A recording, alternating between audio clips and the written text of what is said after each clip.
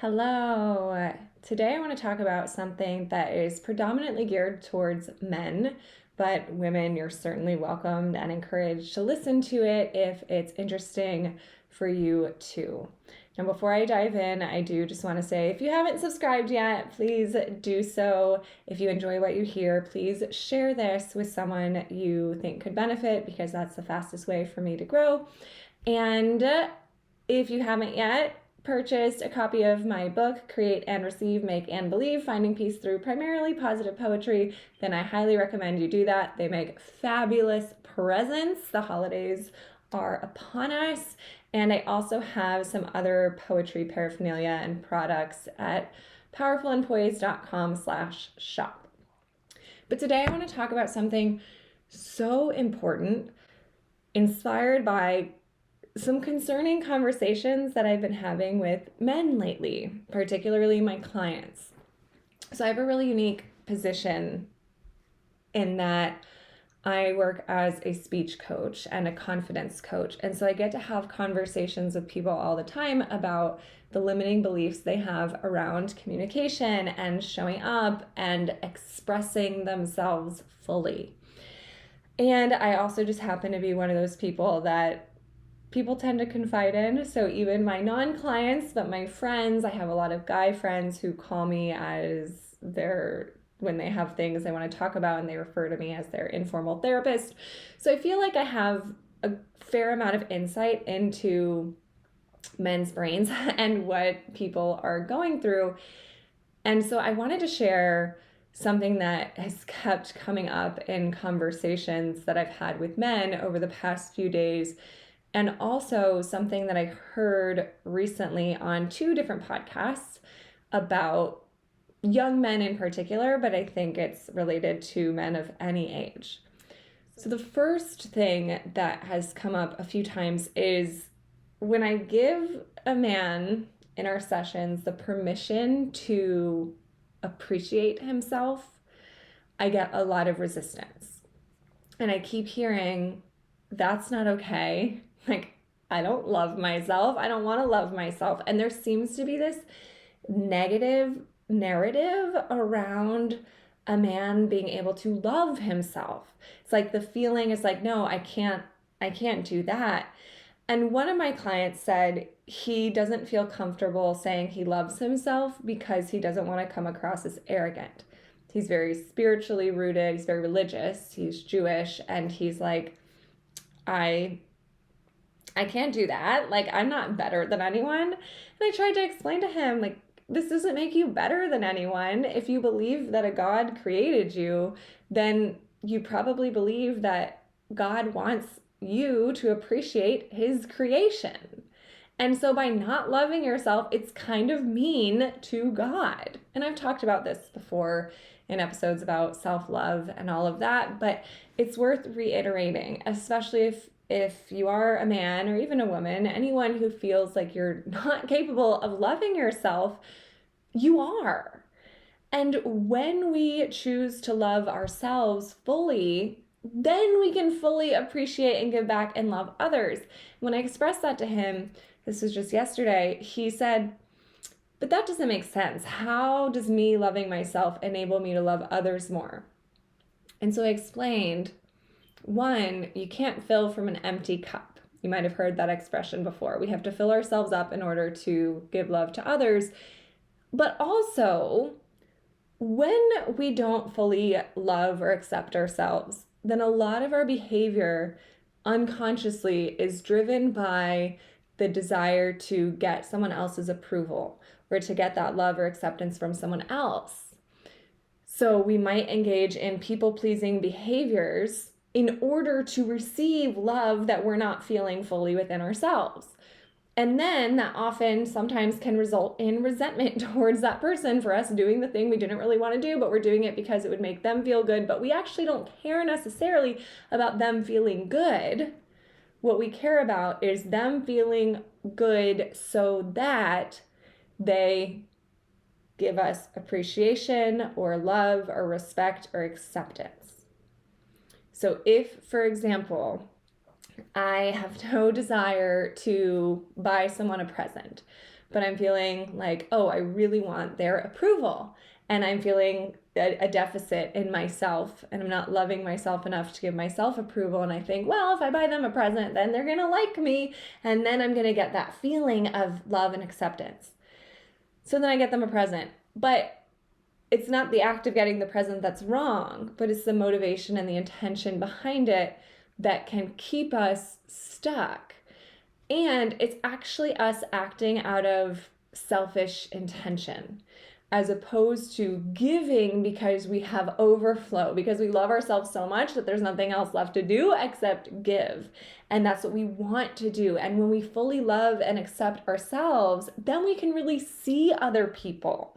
Then we're not clouded by the lens of, oh my gosh, please accept me, because we're already full and accepting of ourselves. So then we think, what does this person genuinely want? How can I genuinely help them and make their life better? Not because making their life better will make my life better, but because I see a person who needs some love and compassion in this moment.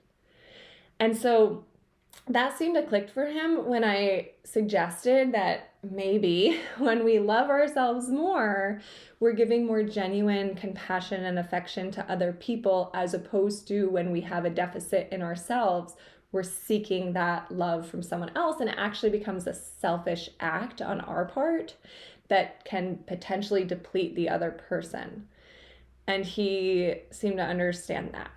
And I do want to give the caveat that I don't know that we ever fully achieve 100% self-love. I think there's part of us, part of the human condition that's always going to be like, self-loathing to some degree. But that's where we can then fill the rest of that from the light of the Creator, from God, and trust that even if we can't fully source our love and acceptance from within, we can source it from God before outsourcing it to other people. Because then, again, we may be treating other people unconsciously from our own selfish intentions. This doesn't mean we can't accept love from other people. We can and we should accept love from other people. But if we're waiting for their love to fill our void, then it'll be very hard for us to express our own love genuinely to them. So that came up in my discussion with him. And then I was talking to another client who just has such a fear around being himself fully, because he wants so badly to be accepted by other people. And it's kind of the same root cause. If he accepts himself, then he can let that acceptance in from other people. He can fully express himself as well. If he accepts himself, then he can fully express himself and not be dependent on other people's accepting him. Now, this person's block wasn't necessarily around him loving himself. His was around his ability to express himself. His fear that if he shows his full self, he won't be accepted. So it does kind of come back to the same root. If he loves and accepts himself, it'll be easier to express himself. But in this case, we were looking at it more from the lens of his blocks around crying or expressing any emotion really that wasn't anger. He feels comfortable with physical aggression, but not so much with verbal expression. And a lot of that was rooted in childhood, where he said he was beat and he got into a lot of fights, physical fights, because it was easier and safer for him to use his physical strength than it was to express and communicate something verbally with a conversation. And that has gone into his adulthood. He doesn't now physically attack people, but he still feels this block around expressing himself with his words and feeling his emotions, because he was taught from a young age that emotions were no good. Now, I wanted to share all this because, well, for multiple reasons, but one, I just want to give a permission slip to men to feel your feelings and to love yourself. Because I think most men are not told that that's okay. And I do believe, and I see, that in modern American culture, that is shifting. On social media, for example, there are a lot of men's coaches and a lot of people saying, men, feel your emotions, express yourself, feel your feelings. And so a lot of the antiquated masculine feminine dynamics are starting to shift. At the same time, these things are so deeply rooted and ingrained and have been for so many years. And one, for the older generation, it's there. And no matter how much they read on social media, it's probably going to still be there to some degree. I've met some of the most conscious, elevated, spiritual men who still feel like, but I can't cry, or things like that, or still feel that innate sense of needing to be strong all the time. And part of that is natural. I think the wanting to be strong and provide and all of that is fine. But when it becomes a limitation in your ability to express your emotions and fully love and accept yourself, I don't think it's healthy and I don't think it's serving people. But anyway, so I think this is shifting in some pockets of our culture, and there are so many cultures in the world and even in the United States where this is not really changing at all. And both of the men that I've mentioned are from the United States, but they're from cultural groups within the US that are still very much rooted in tradition and have not necessarily embraced the it's okay for men to feel things and emotional intelligence side of things. So one is Jewish, but very Hasidic Jew, and the other is Hispanic. And he said this is part of our culture.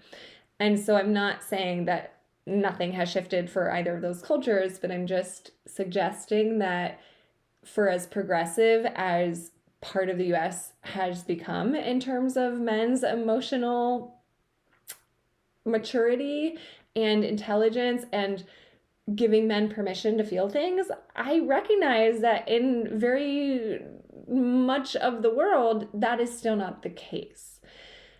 And so this is not me trying to shame any culture or anyone for anything. This is me just saying, if you are a man listening to this, you have permission to feel your feelings.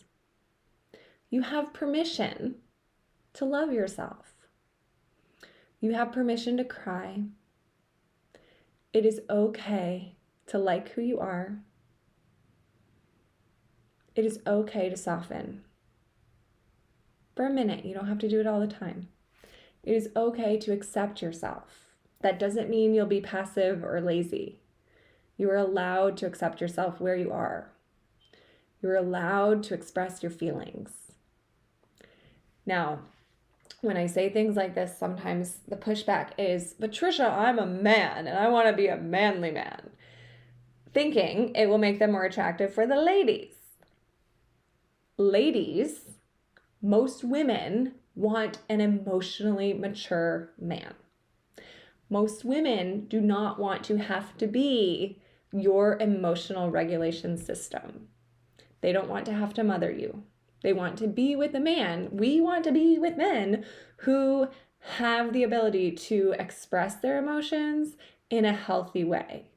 The default for a lot of men is through anger or violence, and that is threatening to women. So most women don't want that. Most women would prefer a man who feels comfortable crying and expressing his feelings than a man who resorts to punching things, because that feels dangerous for our nervous system. Even if you don't punch us, even if you're just punching things, the ability to go punch things when you need to and to come and cry and talk and feel things when you need to is very attractive and it's very healthy. And so if you're a man listening to this and your fear is, oh, but I want to be guarded because it's manly, it's not always attractive. So make sure you're doing that in a healthy way. And I understand these things are, again, very deeply ingrained, and who am I to tell you how to change that? But I just want to say you have permission. I just want to make this video to give you a permission slip, because it breaks my heart when I have these conversations and it's like, you're allowed to be loved. Like, you are allowed to feel love. No matter who you are allowed to be loved and to feel loved. So the podcast I mentioned earlier, I listened to a podcast with Oprah, as well as, I think it was on the School of Greatness as well, but they both interviewed the same man. His name is Scott Galloway, and he is the author of this book called Notes on Being a Man. And he was talking all about how young men in particular are facing a crisis of not learning things that men in prior generations had learned. And so it was very interesting. I won't repeat everything he said. I'll put the link to both of those podcast episodes in the description if you're interested in checking it out. But his focus is really on young men and saying they really need solid mentorship by older men. Now, I do think a lot of these issues are pervasive in older men as well, and in some ways more so, but young men are facing a different set of challenges. And so the older men can really help the younger men by being present for them, volunteering to mentor younger men that just don't have resources, don't necessarily have good role models or good examples. Now, the reason that this is all about men is not because women don't face some of these same issues, but I think women tend to have, well, I know women's brains are wired for social connection more than men's are. We are naturally better at relationship skills than men tend to be. And also, I think women in our culture and in most cultures, or well, not necessarily in most cultures, but in our culture, are allowed to feel feelings more than men. It's okay if a woman cries. It's girly, it's feminine, it's whatever. It's okay, it's acceptable. Women are not necessarily as encouraged to show anger or other emotions, but that's a whole other discussion. But women tend to feel more comfortable expressing their emotions, at least in my observation. Not to say I haven't worked with plenty of women, and not to say that I have not had this battle myself with self-love. I've worked with plenty of women who experience self-loathing, myself included. So this isn't to say that this is exclusive for men, but I think that in general, women are supported more with this, and I see a lot of resources for self-love for women to develop that. And when I said the phrase, like, you can't fill from an empty cup, to my client, thinking that was just such an overused cliche, because I see it all the time in the women's coaching sphere of self-love, fill up your cup first. He had never heard it. It was like brand new to his ears. And so it made me realize, like, I think women are told certain messages that men just literally don't hear. And so this video, again, is really just meant to be a permission slip. You're allowed to love yourself. You're allowed to be happy. You are allowed to express your emotions. You're allowed to cry. You're allowed to be happy. You're allowed to be silly. You're allowed to be whatever it is you want to be. You're allowed to express yourself. And if you need help going further, or you want some further support with self-expression, I encourage you to check out my online course called Show Up Sure's Secrets to Embody Confidence for a Lifetime.